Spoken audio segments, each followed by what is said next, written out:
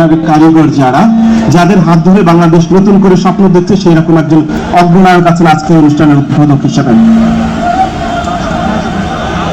আমরা এবার গাইবান্ধা জেলায় জুলাই যোদ্ধাদের মধ্যে থেকে সর্বপ্রথম যে বুকের মধ্যে 22টি স্প্লিন্টার বুকে ধারণ করেছিল সেই আশিকের কথা শুনতে চাই। আশিক আসবে মঞ্চে। আমরা জুলাই যোদ্ধার পক্ষ থেকে আশিকের অনুভূতি। সুন্দরগঞ্জ উপজেলাধীন পাঁচপির বাজার এবং কুড়িগ্রাম জেলার চিলমারী উপজেলা সদর দপ্তরের সংযোগ সড়কের উপর তিস্তা নদীর উপর নির্মিত 1490 মিটার দীর্ঘ মৌলানা ভাসানী সেতুর উদ্বোধনী অনুষ্ঠানের মধ্যমণি রক্তাক্ত 24-এর অন্যতম অগ্রনায়ক বর্তমান অন্তর্বর্তীকালীন সরকারের মাননীয় উপদেষ্টা জনাব আসিফ মাহমুদ সজীব ভুঁইয়া সাহেব, চিফ ইঞ্জিনিয়ার এলজিডি মহোদয়, দাতা সংস্থা সৌদি আরবের যারা প্রতিনিধি আছেন সেই সকল প্রতিনিধি মহোদয়, আমাদের গাইবান্ধা জেলার মান্যবর সুযোগ্য জেলা প্রশাসক মহোদয় এবং অন্যান্য রাজনৈতিক ব্যক্তিত্ব সহ 24-এর গণ অভ্যুত্থানের আমার সহযোদ্ধা বিন্দু ও আহত পরিবার শহীদ পরিবারের সদস্য বিন্দু, সকলের প্রতি সালাম। আসসালামু আলাইকুম ওয়া রাহমাতুল্লাহ। আজ আমরা আনন্দিত, উল্লসিত, আবেগ আপ্লুত, তাই না? কেননা আজ বানবাসী উত্তরাঞ্চলের মানুষের স্বপ্ন পূরণ হচ্ছে, স্বপ্ন পূরণ হয়েছে।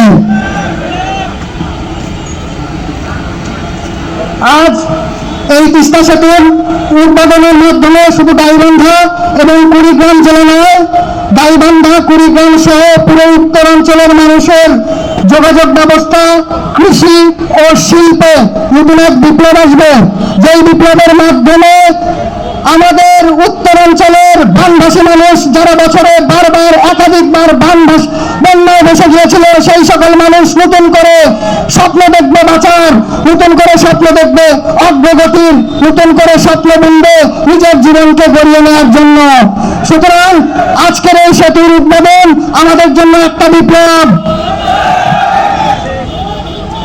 আরেকটি কথা বলতে চাই, আমাদের সুন্দরগঞ্জ, আমাদের গাইবান্ধা জেলা সহ উত্তরাঞ্চলের তিস্তা তীরবর্তী জেলাগুলো, তিস্তা তীরবর্তী অঞ্চলের মানুষের সবচাইতে বড় আক্ষেপ হচ্ছে তিস্তা মহাপরিকল্পনা বাস্তবায়ন। বিগত সময়ে আমরা স্বৈরাচার হাসিনাকে দেখেছি এই অঞ্চলের তিস্তা তীরবর্তী মানুষগুলোকে তিস্তা মহাপরিকল্পনা বাস্তবায়নের বলেই শুনিয়েছে। আবার লন্দুদ্দার্যের মতো ভারতের সেবা দাসগিরির মাধ্যমে এই দেশকে ভারতের একটি রাজ্যে পরিণত করার নকশা ষড়যন্ত্র করেছে। কিন্তু 2024-এর রক্তাক্ত জুলাই আগস্ট সেই ষড়যন্ত্র ভাসিয়ে দিয়ে গিয়েছে। আমরা বর্তমান অন্তর্বর্তীকালীন সরকারের পক্ষ থেকে আশা পেয়েছি আগামী বছর শুরু থেকে তিস্তা মহাপরিকল্পনা বাস্তবায়নের কার্যক্রম শুরু হবে। আমরা এই কারণে এই তিস্তা তীরবর্তী অঞ্চলের বাংলা ভাষা মানুষদের পক্ষ থেকে অন্তর্বর্তীকালীন সরকারকে জানাই ধন্যবাদ, ধন্যবাদ এবং ধন্যবাদ। তবে একটি কথা, শুধু তিস্তা তীরবর্তী অঞ্চলের মানুষের তিস্তা মহাপরিকল্পনা বাস্তবায়ন করলে চলবে না। আমরা চাই তিস্তা সহ আন্তঃসীমান্ত প্রতিটি নদীর ন্যায্য পানির হিস্সা। আধিপত্যবাদী ভারত আমাদের আন্তঃসীমান্ত নদীগুলোর উপর বাঁধ নির্মাণ করে শুষ্ক মৌসুমে পানি আটকে রেখে নদীর বুকে চর জাগিয়ে মরুভূমির দৃশ্য দেখিয়েছে।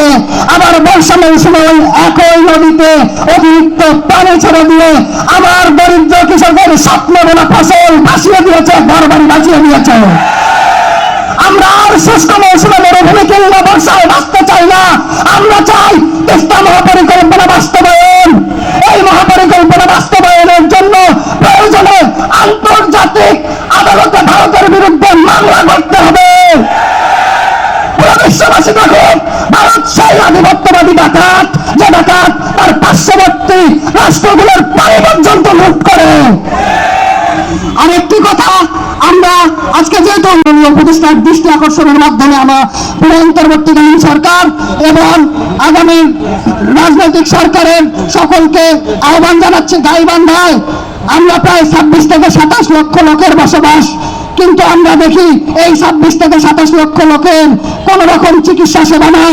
আমাদের চিকিৎসা সেবা বলতে আছে জীর্ণ শীর্ণ একটি 250 শয্যা বিশিষ্ট হাসপাতাল, যেখানে পেট ব্যথা, মাথা ব্যথা কিংবা পাতলা পায়খানার চাইতে আর কোনো বেশি চিকিৎসা আমরা পাই না। তাই অন্তর্বর্তীকালীন সরকার সহ পরবর্তী সরকারের কাছে গাইবান্ধাবাসীর আহ্বান, আমাদের গাইবান্ধায় একটি মেডিকেল কলেজ নির্মাণ করা হোক। আমাদের গাইবান্ধায় 26 থেকে 27 লক্ষ লোকের মানুষ প্রায় অনেকেই বেশি অর্ধেকই আমরা দরিদ্রের কষাঘাতে জর্জরিত হয়ে আমরা বছরের বেশিরভাগ সময় বা জীবনের বেশিরভাগ সময় আমরা ঢাকা, চট্টগ্রাম সহ শিল্পান্নত অন্যান্য অঞ্চলে জীবনের বেশিরভাগ সময় কাটাই দেই, কারণ আমাদের জেলায় উল্লেখ করার মতো সেরকম কলকারখানা কিছু নেই। তাই আমরা মাননীয় সরকারকে উপদেষ্টা বরাবর আবেদন করছি, আমাদের বহুল আকাঙ্ক্ষিত প্রত্যাশার গোবিন্দগঞ্জের বিবেক বাস্তবায়ন করা হোক। আমরা মাননীয় জেলা প্রশাসক মহোদয় এই সাম্প্রতিক সময়ে 2টি সফল টুর্নামেন্ট আয়োজন করেছে। আমরা দেখেছি ডিসি কাপের ফাইনালে গাইবান্ধা জেলা স্টেডিয়ামে কি পরিমাণ লোক হয়েছিল। স্টেডিয়ামে 3 ধরনের জায়গা ছিল না। স্টেডিয়ামের গ্যালারি, এক পাশের গ্যালারি ভর্তি হয়েছে টিমের ছাদ দেওয়া, ড্রেসিং রুমে সেই ছাদে পর্যন্ত দর্শক বসে খেলা উপভোগ করেছে। এক পর্যায়ে আমরা দেখেছি 3 ধরনের জায়গা না থাকায় জেলা প্রশাসক কর্তৃপক্ষ আমাদেরকে নীল মাঠে ঢুকিয়ে ডাগআউটের বাইরে গোল করে বসিয়ে খেলা দেখাতে বাধ্য হয়েছে। আমরা সবাই ক্রীড়াপ্রেমী, যেহেতু আসিফ মাহমুদ সজীব ভাই আমাদের ক্রীড়া উপদেষ্টা, তার কাছে আবেদন গাইবান্ধার অসমাপ্ত স্টেডিয়ামটির পুরোপুরি অবকাঠামোগত যে অবলম্বন আছে সেটা উন্নত করা হোক।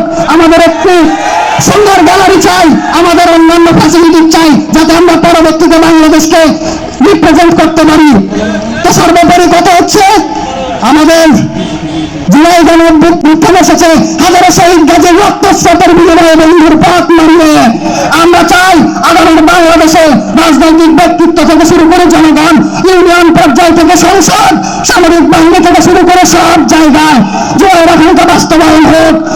আমরা এটা চাই, আমরা বলতে চাই, আমরা সবসময় যেন বলতে পারি মাতৃভূমি অথবা মৃত্যু।